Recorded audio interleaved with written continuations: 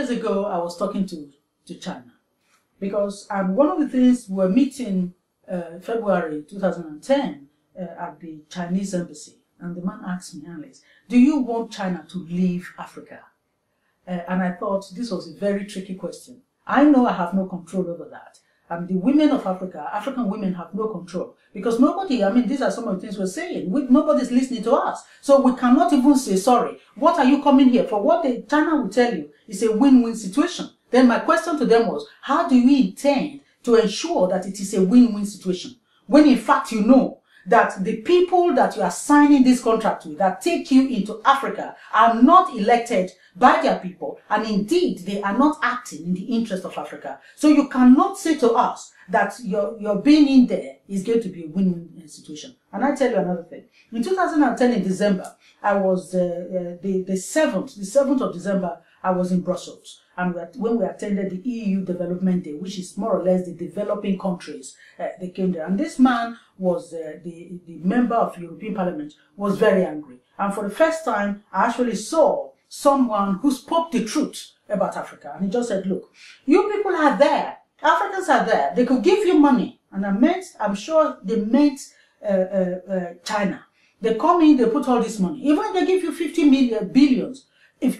billions, in 3 years, what the resources they would take from Africa will far exceed what they have put in. He says, so now let me tell you, African leaders, that in other words, your partnership with China, yes, is not going to be in your interest, and it's not going to be better than your partnership with the EU. I mean, these are the things we say. So what we say is, you can have partnership. You cannot have partnership until you have built your own place. So if you ask me, I will tell you that Africa has not consolidated itself. Africa has not begun to even lay the foundation for Africa. So therefore, they don't have the right to go out and do partnership. First, you have to consolidate in your home. Now, when you have consolidated in your home, then you can then come out and say, well, I want to be partners for. And I tell you, on the 3rd of January of this year, I was meeting with the Chinese in London here. And there was this woman. She never spoke. But when I saw her, I knew it was a Nigerian graduate. And so when I sat with this guy, and we were talking, he's Chinese, and we were talking, he said to me, Alice, your people are very foolish. He said, if your people, meaning the Nigerian, tomorrow say, look, we want partnership to develop Nigeria. For instance, let's have power, let's have infrastructure, let's have this. He said people will rush in. If they say they want partnership to bring in machinery, for instance, to start to refine the oil, even within Nigeria, that people will come. He said, but your people are not asking for that.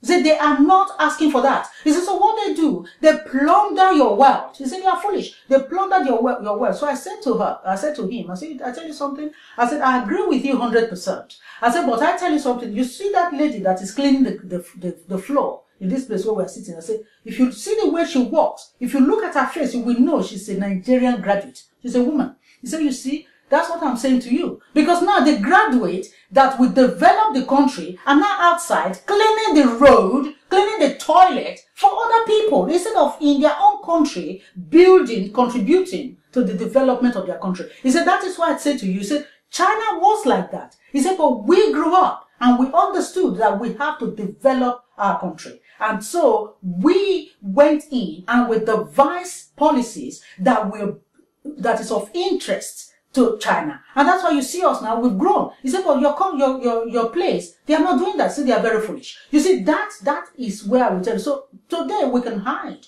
Africans can hide. Nigerians can hide as far as they like. But the world despises us. And that's a fact.